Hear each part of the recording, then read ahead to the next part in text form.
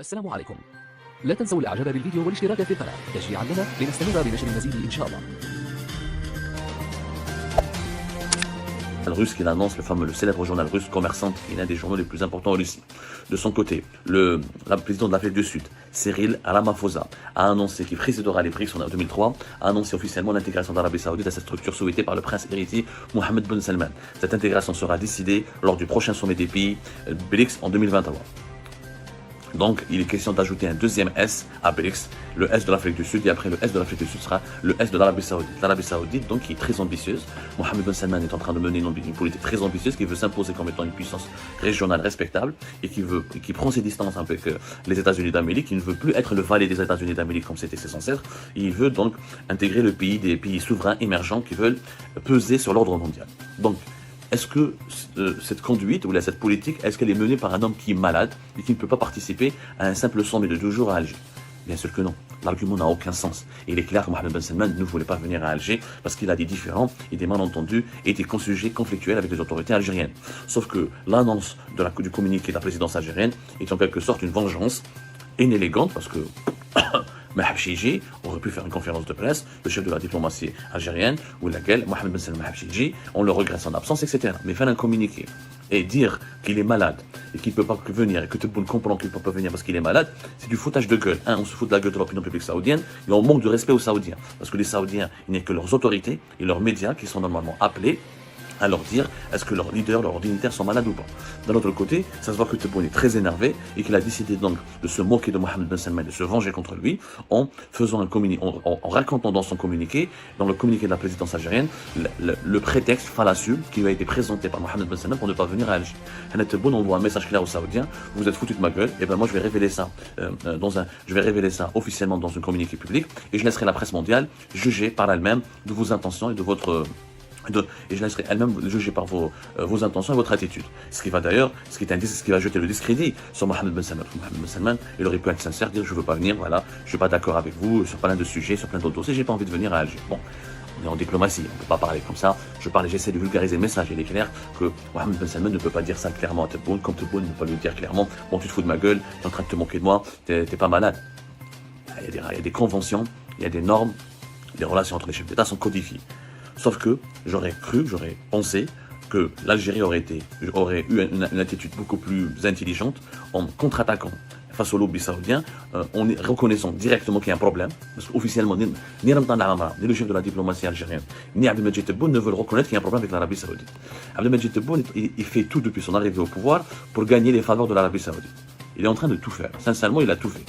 Et à chacune de ses interventions, il est parti en Arabie Saoudite dès qu'il est arrivé au pouvoir.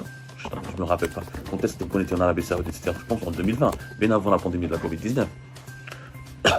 Je pense, laissez-moi juste vous chercher la date exacte, c'était le 27 février 2020.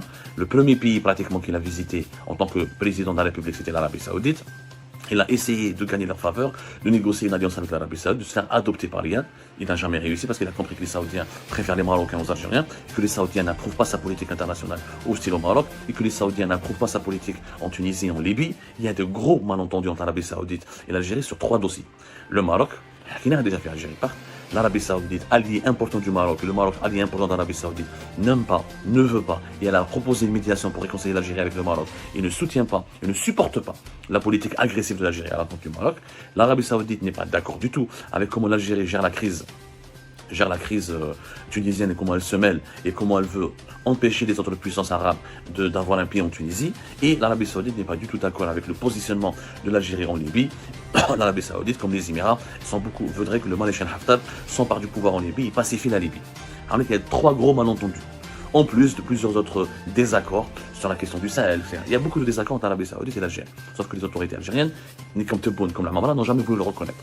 Ils attaquent le Maroc, ils attaquent beaucoup de pays, ils ont même attaqué la France, mais ils n'ont jamais attaqué l'Arabie Saoudite. Pourquoi? Parce que l'Arabie Saoudite a l'argent, il y a le chèque. Ils ont toujours espéré que l'Arabie Saoudite, avec les pays du Golfe, pourrait prêter ou éventuellement financer l'Algérie au cas où les prix du pétrole n'allaient pas remonter entre 2020 et 2021. Donc, là, les prix du pétrole, etc., que l'Algérie respire mieux, et bien l'Algérie devrait se réveiller pour comprendre que l'Arabie Saoudite n'est pas de son côté. Elle ne sera pas de son côté. Mais il est clair que l'Algérie a le droit de s'énerver. Elle a le droit d'être en colère. Ça fait 2 ans que le sommet des chefs d'État de la Ligue arabe a été reporté. Nous sommes maintenant en 2022. C'est un sommet qui est important. Les pays arabes devraient prendre des positions et prendre des décisions sur des dossiers très importants. Il aurait fallu que tous les chefs des États arabes soient présents. Parce qu'encore une fois, on est pratiquement en pleine troisième guerre mondiale. Le monde est coupé en deux entre la Russie et ses alliés et l'Occident et ses alliés. Quel camp il faut choisir? Est-ce qu'il faut réactiver le mouvement des non-alignés? Est-ce qu'il faut créer un nouveau mouvement des non-alignés? Comment préserver les intérêts des pays arabes? Comment l'avenir de la question palestinienne? L'avenir, la crise dans plusieurs pays arabes, le Liban, l'Irak, le Soudan, la Libye, le problème entre l'Algérie et le Maroc. Il y a plein de problèmes dans le monde arabe qui doivent être traités. Donc Mohamed Ben Salman, en refusant de venir à Alger, il méprise l'Algérie. Il méprise l'Algérie, ça c'est clair. Et d'ailleurs, le prétexte est complètement fallacieux. À 37 ans, t'es malade. Ça n'a pas de sens. Ça n'a clairement pas de sens. Donc Tebboune s'est énervé, sauf que Tebboune il est épidermique. Et cette communiqué est une erreur diplomatique. Parce que les Saoudiens n'ont pas dit. Ils auraient pu demander, les Saoudiens auraient pu dire voilà ce qui a été dit. Donc imagine, le week-end, l'ambassade saoudienne ou le soldat saoudien vont donner un autre communiqué dans lequel ils rapporteront notre détail qui est censé rester confidentiel dans la discussion de Tebboune avec Mohamed Ben Salman. Il y a des normes et il y a des canons à respecter. Je pense qu'en faisant ce communiqué, en confirmant l'absence de Mohamed Ben Salman dès maintenant, ça risque de discréditer l'organisation de ce sommet et ça risque de pousser et d'inciter d'autres chefs d'État arabes à ne pas venir à Alger. Il aurait fallu étouffer l'information, il a commenté autrement, il a traité autrement et essayer de régler ce problème avec l'Arabie Saoudite de manière franche et directe. Il y a eu des rencontres, il y a eu des rencontres précédemment, mais bon, ça n'a servi à rien. Par exemple, il y a une délégation d'Arabie Saoudite qui est venue en Algérie à maintes reprises.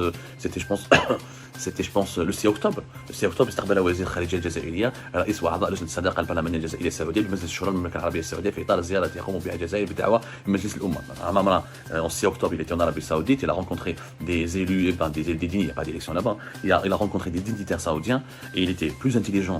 Et il aurait été beaucoup plus intelligent de la part des dirigeants algériens de demander à la Mamara de trouver des solutions et de faire un diagnostic réel des relations algéro-saoudiennes au lieu de sombrer dans ce spectacle malheureux et dans cette, dans ce spectacle malheureux où là où on fait des communiqués pour dire voilà, ils vont pas venir parce qu'ils sont malades. Et on confirme à notre peuple, mais les puissances régionales, les puissances arabes, les pays arabes sont en train d'insulter notre intelligence et de se moquer d'eux.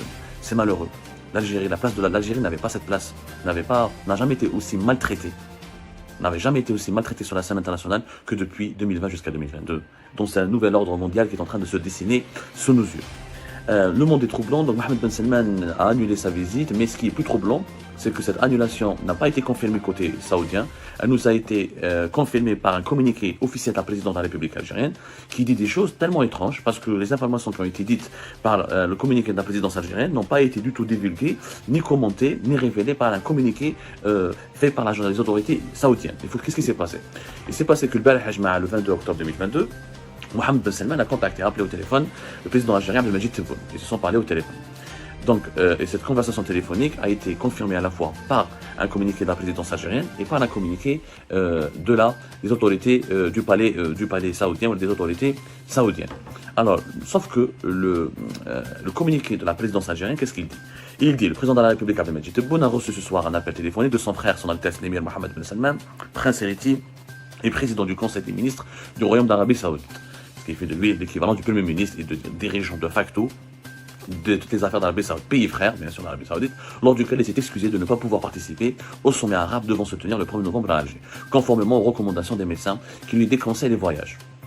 Pour sa part, le président dit comprendre la situation et regretter l'empêchement du prince héritier, son Altesse l'émir Mohamed Ben Salman, lui exprimant ses vœux de santé et de bien-être et que le Royaume d'Arabie Saoudite, pays frère, sera présent avec nous en toutes circonstances. Voilà. Donc, un communiqué de la présidence algérienne qui annonce que Mohamed Ben Salman est malade. Parce que généralement, quand il y a une discussion diplomatique, il y a ce qu'on appelle le devoir de réserve. Certainement, il l'a appelé, il lui a dit je viens pas, je suis malade, mais normalement, il y a des choses qui ne sont pas dites dans le communiqué. Il y a des choses qui sont confidentielles. D'abord, est-ce qu'il lui a dit ça ou pas dit ça, mais la peine. En tout cas, côté algérien, Mohamed Ben Salman ne va pas venir parce qu'il est malade. Il est malade de quoi? Mohamed Salman, c'est un jeune souverain. Je ne fais un مملح. Et nous, on joue la version, on joue la version saoudienne. On joue la version saoudienne, ça me prend quelques minutes. Les Saoudiens, il y a eu un communiqué qui a été officiellement diffusé par l'agence de presse de l'Arabie Saoudite sur l'ensemble des médias de l'Arabie Saoudite, notamment l'Arabia, une chaîne d'information très connue comme étant pratiquement le bras médiatique de l'Arabie Saoudite, comme Al Jazeera c'est le bras médiatique de... Voilà, comme Al Jazeera c'est le bras médiatique du Qatar. نروح نشوفوا واش قالوا les autorités saoudiennes. محمد بن سلمان وتبون يستعرضان العلاقات الثنائيه وفرص التعاون.